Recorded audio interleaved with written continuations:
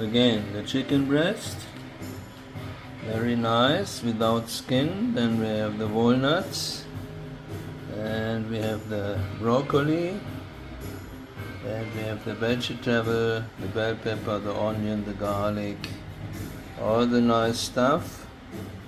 And we have the eggs, 4 eggs. It's okay for us at the moment. First we put the broccoli into the water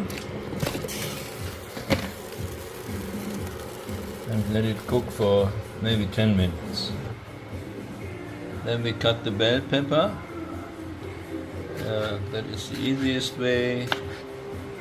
We cut already the other stuff. The onion is nicely cutted. And this comes soon, very